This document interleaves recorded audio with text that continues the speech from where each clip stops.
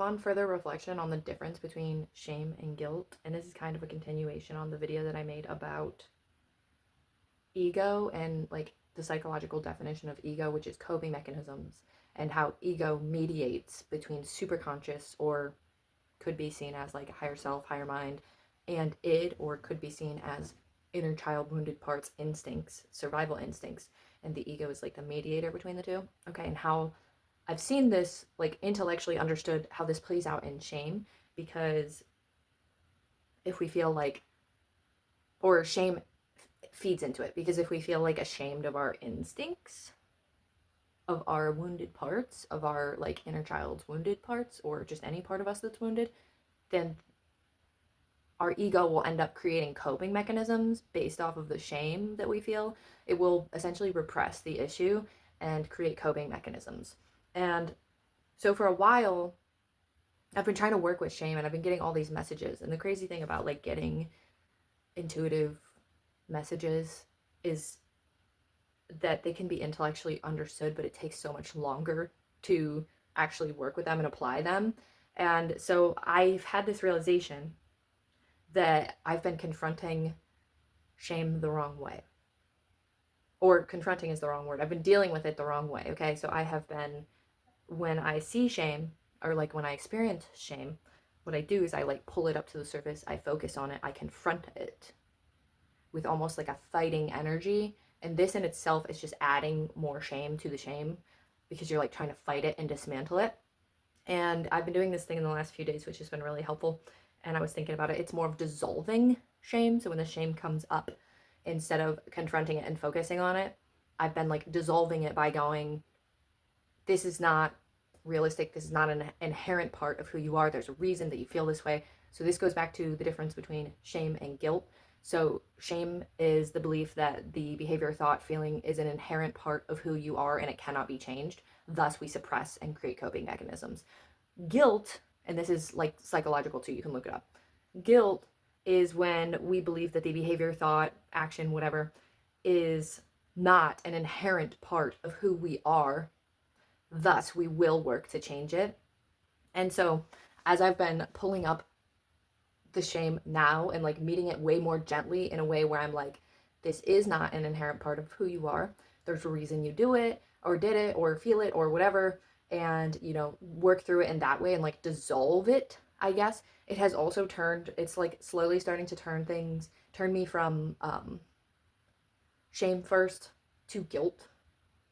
And because of that, I'm like noticing also the way, the difference in how shame versus guilt feel, because shame feels like it's like complete, first of all, for me, it's physically painful, and it feels like it's like completely draining my energy, like completely sucking the life out of me. It's actually quite self-abusive, and I think, like, I see a lot of people hating on the idea of shadow work, and I think that it's because it can become self-abusive. But I also want to counter that by saying there's absolutely, we don't fight shame with shame. So we don't then go, you're doing it wrong, da da da da da. Like, the experiences are learned about and felt through by going through the experience. So to go, you're doing it wrong, and to hate on somebody who's trying to work through their shame is kind of counterproductive. Because the things have to, there's a reason. Like, there's a reason that I was dealing with my shame in the way that I was.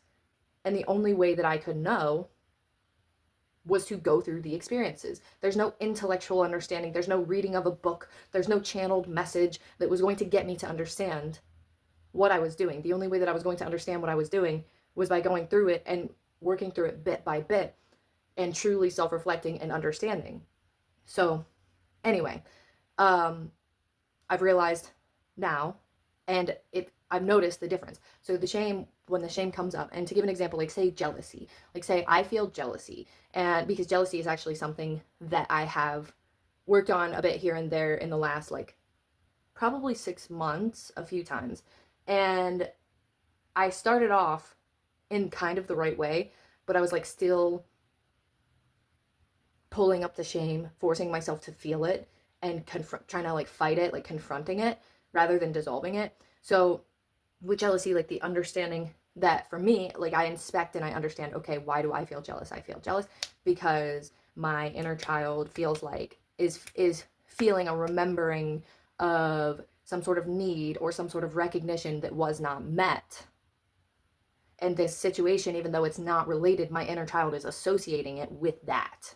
So the difference between pulling that up and forcing myself to feel that trauma, and then the difference between like catching myself in it and going, and instead of being like, why do you feel jealousy? That's fucked up. You shouldn't feel that. That's a bad feeling to have. What's wrong with you? Da da da da. Like adding more shame to the shame fest. Being like, yeah, there's a reason. Like the feeling starts to come up, and I go, and then I catch myself in it, and I go, yeah, there's a reason that I felt that way, and X, Y, and Z, and like do like a gentle reprogramming in the moment. I usually do it in a meditative state because it works the best for me. I've noticed that there's a difference between like the soul sucking, draining, painful feeling that is associated with focusing on the shame and this like gentle dissolution or dissolving and redirect. Like it's like a gentle redirection and dissolving of the thing. I don't know. I thought this could be helpful.